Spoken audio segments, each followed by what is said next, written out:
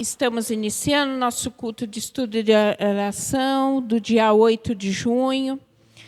Todas as nossas pregações, as nossas orações da manhã e agora também os nossos programas de rádio aos sábados, eles estão todos nos nossos canais, no nosso canal do YouTube. Quando você receber, compartilhe, curta, leve adiante a palavra do Senhor. Então, para iniciar, nós vamos ler Jonas, capítulo 1, a partir do versículo 1.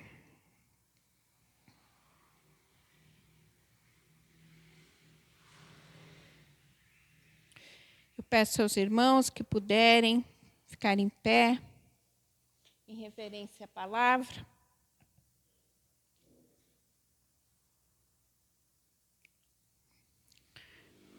Jonas 1, a partir do versículo 1.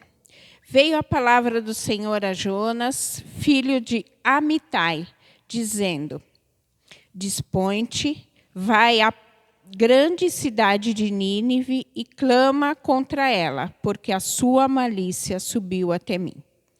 Jonas se dispôs, mas para fugir da presença do Senhor, para Tarsis, e tendo descido a Jope, achou um navio que ia para Tarsis. Pagou, pois, a sua passagem e embarcou nele para ir com eles para Tarsis, para longe da presença do Senhor. Mas o Senhor lançou sobre o mar um forte vento e fez-se no mar uma grande tempestade, e o navio estava a ponto de despedaçar. Então os marinheiros, cheios de medo, clamavam cada um ao seu Deus e lançavam ao mar a carga que estava no navio, para o aliviarem do peso dela. Jonas, porém, havia descido ao porão e se deitado e dormia profundamente. Chegou a ele o mestre do navio e lhe disse: Que se passa contigo, agarrado no sono? Levanta-te, invoca o teu Deus, talvez assim esse Deus se lembre de nós, para que não pereçamos. E diziam uns aos outros: Vinde e lancemos sortes, para que saibamos por causa de quem nos sobreveio este mal. E lançaram sortes, e a sorte caiu sobre Jonas. Então lhe disseram: Declara-nos agora por causa de quem nos sobreveio este mal. Que ocupação é a tua? De onde vens? Qual a tua terra? E de que povo és tu? Ele lhes respondeu: Sou hebreu e temo ao Senhor, o Deus do céu, que fez o mar e a terra. Então os homens ficaram possuídos de grande temor e lhe disseram: Que é isto que fizeste? Pois sabiam os homens que ele fugia da presença do Senhor, porque lhe o havia declarado. Disseram-lhe: Que te faremos para que o mar se nos acalme? Porque o mar se ia tornando cada vez mais tempestuoso. Respondeu-lhes: Tomai-me e lançai-me ao mar, e o mar se aquietará, porque eu sei que por minha causa vos sobreveio esta grande tempestade. Entretanto, os homens remavam, esforçando-se para alcançar a terra, mas não podiam, porquanto o mar ia se tornando cada vez mais tempestuoso contra eles. Então clamaram ao Senhor e disseram: Ah, Senhor, rogamos-te que não pereçamos por causa da vida deste homem, e não façais cair sobre nós este sangue, quanto a nós, inocente, porque tu, Senhor, fizeste como te aprouve. E levaram a Jonas e o lançaram ao mar, e cessou o mar da sua fúria. Temeram, pois, estes homens em extremo ao Senhor, e ofereceram sacrifícios ao Senhor, e fizeram votos. Vou repetir. Temeram, pois, estes homens em extremo ao Senhor, e ofereceram sacrifícios ao Senhor, e fizeram votos. Pai amado e querido, obrigado, Senhor, por sua palavra. Obrigado, Pai, por sua presença em nossas vidas. Derrama do seu Santo Espírito sobre a minha vida, sobre a vida dos meus irmãos, Senhor. Nos dê entendimento da sua palavra, Senhor. Pai amado, muito obrigado. Em nome de Jesus. Amém. Jonas é um profeta muito conhecido, né? Eu acho que talvez o profeta mais conhecido, né, dos profetas menores. A história dele é muito falada, é muito lida, é muito gostoso no ministério infantil a gente apresentar o profeta Jonas às crianças. Elas ficam encantadas com a história do profeta Jonas. Jonas, ele se apresenta como filho de Amitai, de Gat-Hefer. Gat-Hefer, ela é um vilarejo próximo a Nazaré. O seu nome significa pomba. Em hebraico, nós falamos Ianos, ou Iunos. Ele viveu entre 1783 a 1743 antes de Cristo, no reinado de Jeroboão II. E ele é o autor do seu próprio livro. Há várias citações na Bíblia que se referem a Jonas. Uma delas está lá em Reis, 2 Reis, eu vou ler para vocês. Está em 2 Reis 14, 25.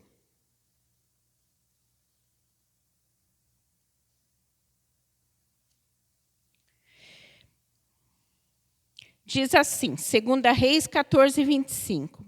Restabeleceu ele os limites de Israel, desde a entrada de Amate até o mar da planície, segundo a palavra do Senhor, Deus de Israel, ao qual falara por intermédio do seu servo Jonas, filho de Amitai, o profeta, o qual era de Gat-Hefer. Então, Jonas, antes do seu livro, ele já profetizou a restituição das fronteiras de Israel. É isso que nós acabamos de ler aqui em 2 Reis. Jonas, ele conheceu o profeta Eliseu e, possivelmente, ele foi um dos discípulos, né, que foi ensinado mesmo pelo profeta Eliseu. Jonas, além disso, ele é citado em Mateus, em Lucas e também em Efésios. Nesse primeiro capítulo, nós narramos a fuga de Jonas ao chamado do Senhor. Né? Jonas, ele não concorda com aquilo que Deus pediu para que ele fizesse, e ele foge da presença do Senhor. Ele foi chamado para pregar o evangelho em Nínive, a capital da Assíria. Mas o que ele fez? Ele foi em direção oposta a Nínive. Né? Tarsis está em direção oposta. Pois ele deixa claro aqui que ele não concordava com o Senhor em pregar em Nínive. Então, ele quis fugir da presença do Senhor. Também é muito claro para nós que o Senhor não aceitou isso, né? E não aceitou a desobediência de Jonas. E assim que ele entra no navio, Deus manda uma tempestade sobrenatural E eles ficam apavorados, os marinheiros, e começam a se questionar, e Jonas simplesmente está lá no porão dormindo, porque é literalmente a fuga de Jonas de toda essa situação. E, a partir disso, os próprios marinheiros, e eram marinheiros fenícios, eles começam a pedir a ajuda do Senhor, né? Ao Senhor, ao Deus de Israel, porque eles tinham criam em outros deuses. E aí Jonas é questionado, e nesse momento, Jonas entende que a sua rebelião contra Deus, na verdade, estava prejudicando outras pessoas, né? E aí ele diz que isso tudo ia passar se jogassem ele no mar. É interessante ver que os marinheiros, eles tentaram, né, deixar Jonas o mais próximo possível de uma praia para que ele não morresse, porque se jogasse ele no mar, ele morreria. Mas não conseguiram, né? A tempestade realmente estava muito forte, o barco não conseguia chegar de jeito nenhum na praia. E aí Jonas, ao admitir a sua culpa, a gente percebe o seu arrependimento e ele se volta para Deus. E quando Jonas é lançado ao mar, a tempestade cessa imediatamente. O que nós lemos aqui no versículo 16, né? O poderoso testemunho de Deus, né? Diante dessa situação, né? Os marinheiros fenícios se renderam naquele momento a Deus, porque perceberam que realmente tudo o que estava acontecendo era em função da desobediência de Jonas e que Jonas tinha provocado tudo isso. O que esse primeiro capítulo nos deixa como lição? Que não adianta fugirmos da presença de Deus, né? Por várias vezes, talvez não concordamos, né, com aquilo que Deus está nos pedindo, mas a presença de Deus é impossível a gente fugir. E isso fica claro aqui no primeiro capítulo de Jonas. Eu gostaria de estar lendo o último versículo do capítulo 1.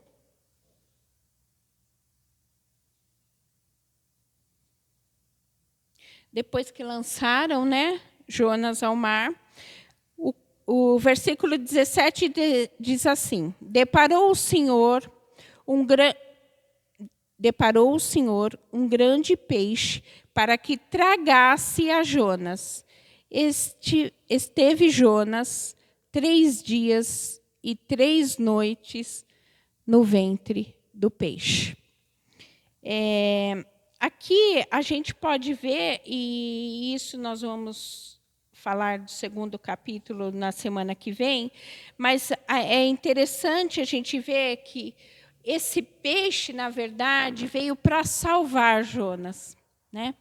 E aí, a partir da semana que vem, a gente vai entender melhor isso. E a grandeza da misericórdia do Senhor, né? Ele tinha um propósito para Jonas e ele levou isso até o final, né? Mesmo Jonas não querendo, mesmo Jonas talvez querendo até morrer, né? Porque quando ele fala, me atirem no mar, ele sabe que a vida dele ali não vale mais nada e ele pode morrer. Mas o Senhor providencia o livramento, a salvação, através do grande peixe. Amém?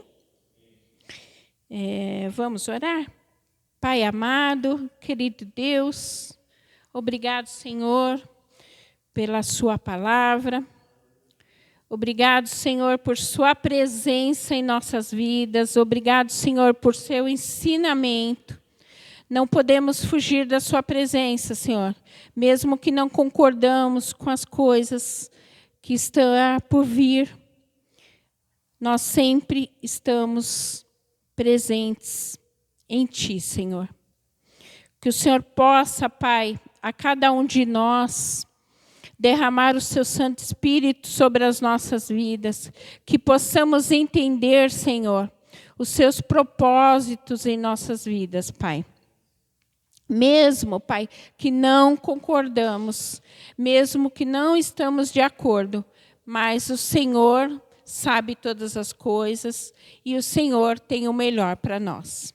Louvado seja o seu nome, eu te agradeço, Senhor, em nome de Jesus. Amém.